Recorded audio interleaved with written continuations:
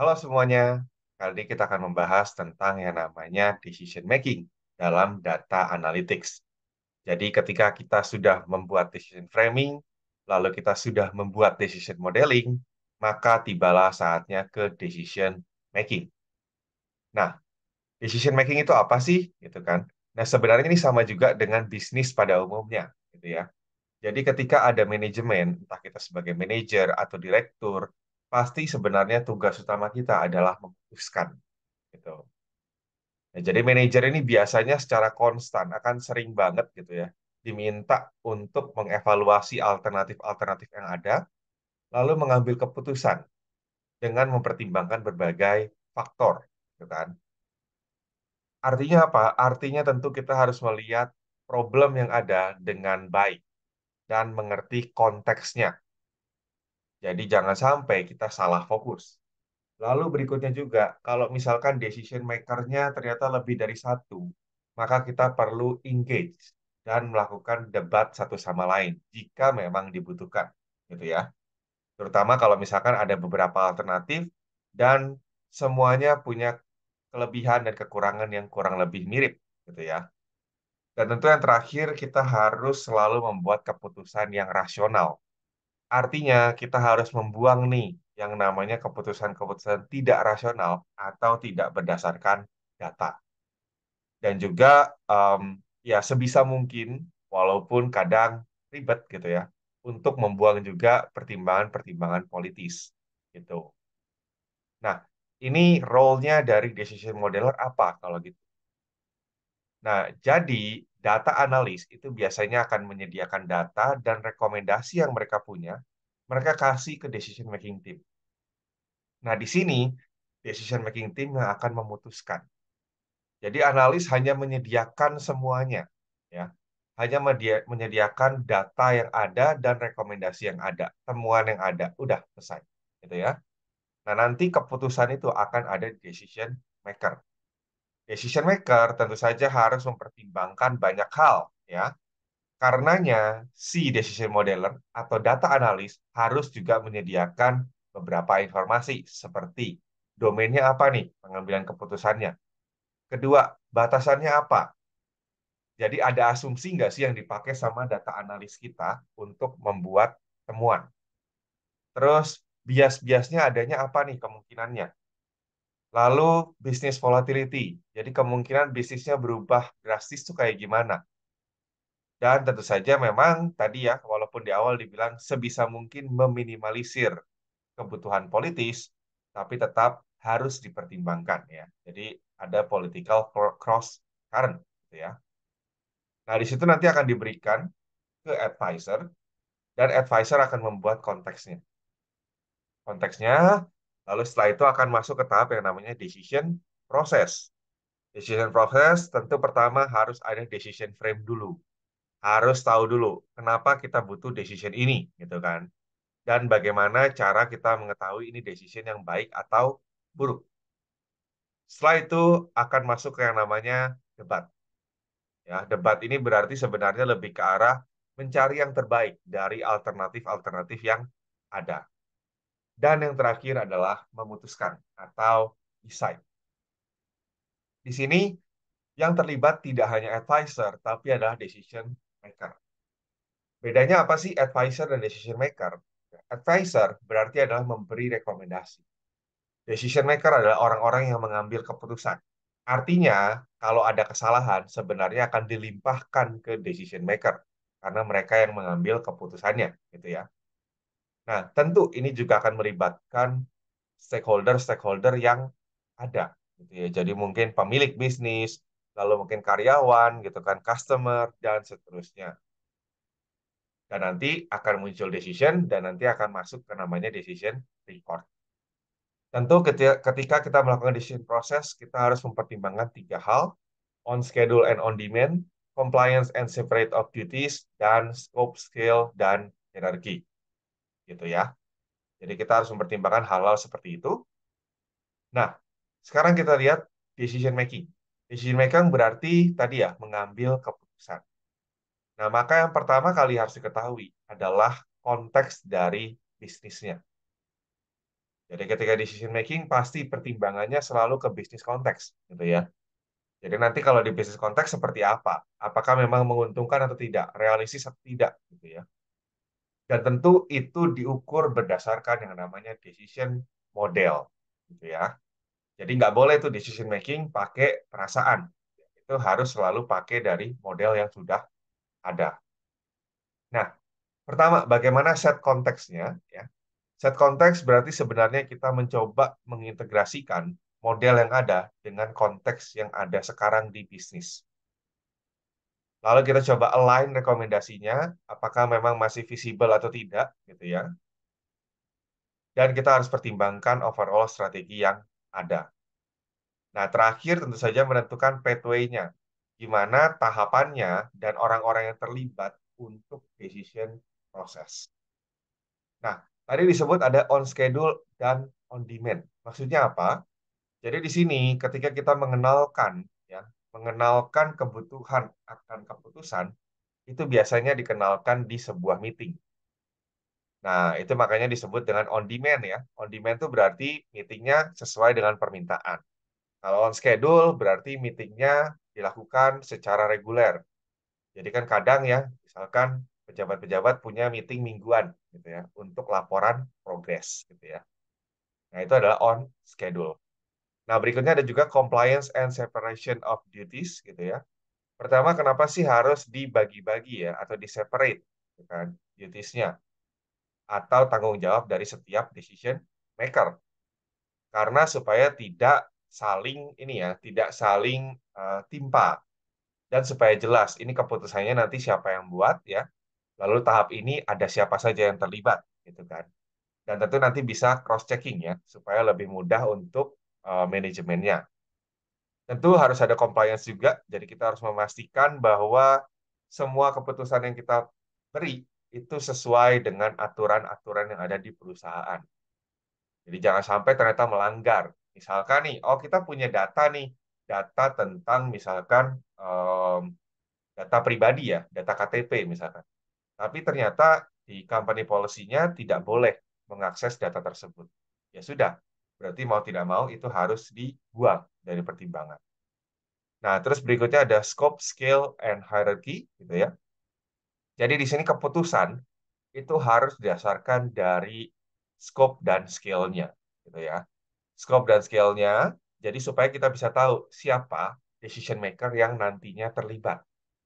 Jadi kalau misalkan ternyata keputusannya terkait dengan marketing, ya maka mungkin yang dilibatkan adalah kepala marketingnya. Kalau kita masukkan ternyata adalah mungkin kepala produksi, itu nggak terlalu relevan karena masalahnya lagi di marketing gitu. Nah, nanti di sini juga kadang-kadang ketika kita kasih ke kepala marketing, mungkin dia akan mendelegasikan tugasnya ke bawahannya. Jadi mungkin ke sekretarisnya atau mungkin divisi-divisi yang ada di bawahnya. Nah, itu akan membentuk yang namanya decision pathway. Jadi jalur untuk pengambilan putusan. Jadi nanti dari A udah beres, pindah ke B ke C, dan seterusnya.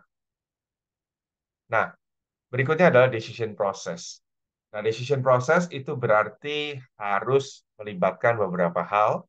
Pertama adalah inquiry, mencari informasi, lalu mengerti, ya, mengerti semua pilihannya juga, lalu mendebatnya jika ada, sampai akhirnya muncul agreement. Ya, debat ini bisa sampai konsepnya musyawarah mufakat, atau bisa juga terakhir-terakhir adalah voting. Tapi sebaiknya sih eh, tidak perlu voting ya. Sebaiknya musyawarah mufakat. Dan terakhir tentu ada komitmen. Jadi kita komitmen kalau keputusannya sudah A, walaupun kita tidak setuju, kita harus tetap melakukannya. Tentu ini prosesnya berbeda ya dengan advokasi. Ya, jadi ketika kita sudah pengen mendukung suatu hal tertentu, gitu kan. Nah, itu biasanya nanti pakai model dan rekomendasi yang ada. Nah, tentu decision maker itu role utamanya adalah mengambil keputusan. Nah, keputusan itu harus sifatnya rasional dan harus sifatnya jelas. Jadi ketika orang bertanya, oh ini keputusannya kenapa? Nah, itu harus ada penjelasannya. Tidak boleh hanya, oh kayaknya sih pakai feeling begitu. Gitu. Nah, ketika decision process itu tentu kita perlu melibatkan yang namanya decision frame terlebih dahulu. Decision frame ini menggambarkan kebutuhan dari pengambilan keputusan, kan? Dari konteks, lalu fakta-fakta yang ada, asumsi, intinya semua data yang kita butuhkan untuk ujung-ujungnya mengambil keputusan. Nah, ada juga debate. Debate ini berarti sudah mulai membandingkan beberapa keputusan yang ada, kenapa lebih bagus, kenapa lebih jelek, dan seterusnya. Lalu terakhir adalah decide. Jadi kita memutuskan, ya, memutuskan mana yang akhirnya akan kita ambil. Tentu ketika kita ambil itu tidak sekedar diambil, tapi juga nanti harus dicek lagi. Ini memang sesuai nggak sih dengan kebutuhan awal, gitu kan? Jangan sampai ternyata dilihat, oh tidak sesuai dengan kebutuhan awal atau kriteria yang ada. Gitu kan. Jadi kita harus revisit lagi semua kebutuhan-kebutuhan yang ada. Ketika mengambil keputusan, apakah sesuai atau tidak. Gitu ya. Nah, decision maker itu berarti kan adalah yang mengambil keputusannya, sedangkan advisor itu adalah yang memberikan rekomendasinya. Kadang advisor ini bisa juga orang-orang dari data analytics. Jadi mereka merangkap gitu ya. Mereka merangkap, mereka ambil datanya, mereka olah dan memberikan rekomendasi. Kadang juga terpisah, tergantung seberapa besar perusahaannya. Nah, tentu perlu diingat bahwa ada beberapa hal yang bisa menyebabkan bias ya atau kecenderungan supaya keputusan itu menjadi tidak objektif. Pertama adalah overconfidence. Nah, ini sebenarnya bahaya, tapi bisa dengan mudah dilihat. Gitu ya. Jadi overconfidence ini ketika orang gitu ya, overestimate kemampuan mereka atau kemampuan bisnis yang dijalankan. Gitu ya. Mereka mungkin tidak lihat keadaan yang sesungguhnya ada. Gitu. Nah, ini beberapa contoh mungkin bisa dilihat orang-orang mungkin dengan teknologi-teknologi baru, itu biasanya cenderung mereka sangat confident. Gitu kan. Tapi kan tidak semua teknologi baru itu bisa lancar gitu kan ke depannya. Bisa saja setelah direalisasi tidak sesuai. Berikutnya adalah emotion. Jadi mungkin ada yang bilang bahwa jangan mengambil keputusan ketika terlalu bahagia atau ketika terlalu sedih atau marah. Karena emosi itu bisa mempengaruhi keputusan kita. Misalkan kita tidak suka dengan hal A, bisa jadi itu merembet ke pengambilan keputusan gitu. Ada juga loss aversion. Jadi ini biasanya kadang-kadang orang lebih fokus ke supaya tidak rugi. Jadi mereka pengennya supaya tidak ada kerugian dan kadang jadi lupa untuk mempertimbangkan keuntungan yang akan didapat. Ingat bahwa ya keuntungan yang besar itu tentu pakai resiko juga dan resikonya juga pasti cukup besar. Kalau kita mau aman-aman aja ya tentu tidak akan dapat untung besar. Berikutnya ada juga confirmation bias. Ini lebih ke arah limitasi manusia pada umumnya ya. Jadi manusia kan kadang-kadang mungkin tidak bisa mengingat semua hal. Maka kadang-kadang ada kecenderungan yang kita lakukan adalah kita filter informasi yang kita punya. Jadi kita hanya pakai informasi yang mendukung data yang kita mau, keputusan yang kita mau. Karena kita lupa dengan informasi yang lain. Ya kadang ini tidak sengaja sebenarnya gitu ya. Karena ya mungkin itu manusia gitu. Terus ada juga indecision atau avoidance. Jadi di sini ketika kita tidak bisa mengambil keputusan ya, atau menghindari untuk mengambil keputusan. Biasanya ini muncul kalau ternyata dialog antar stakeholder itu tidak kondusif gitu ya, atau terbatas gitu kan. Atau mungkin malah pilihannya terlalu banyak, jadi orang pusing gitu kan. Makanya ada juga orang yang bilang bahwa pilihan itu sebenarnya harus dibatasi. Ya, tidak boleh terlalu banyak. Sebaiknya bahkan sedikit gitu ya. Nah, yang terakhir adalah counterintuitive recommendation. Nah, ini perlu diingat bahwa kadang-kadang kita mungkin punya pakai feeling gitu istilahnya. Pengambilan keputusannya pakai feeling. Jadi antara A dan B, oh kayaknya A aja, kenapa kayaknya feeling gue lebih bagus deh di situ gitu. Nah, itu nggak boleh juga gitu ya. Karena kita nggak punya data ya, nggak punya data yang bisa dipakai untuk mendukung itu. Nah, bagaimana caranya supaya kita menyingkirkan bias dalam analytics? Pertama, pasti harus data-driven decision. Jadi apapun yang terjadi pengambilan keputusan semuanya harus berdasarkan data. Tidak boleh pakai feeling ya. Dan juga data ini juga harus dilihat seberapa terpercayanya, seberapa reliable, gitu kan. Terus berikutnya lagi kita harus mereview decision model yang kita punya. Nah, sebisa mungkin ini juga melibatkan orang-orang yang ada di luar organisasi yang biasa bekerja bareng kita. Supaya apa? Supaya ada pandangan baru. Mungkin saja pandangan kita itu terlalu mengerucut, gitu kan. Terus berikutnya tentu ketika kita melakukan diskusi atau mengambil keputusan, perlu ditentukan decision untuk presentation guideline. Jadi bagaimana nih untuk melakukan presentasinya, gitu kan? Presentasi data yang ada supaya nanti orang bisa lihat secara seragam. Oh ya, kalau ada 3 alternatif, mereka bisa lihat secara fair karena bentuk presentasi datanya serupa. Misalkan, oh ya kita pakainya semuanya bar chart, misalkan.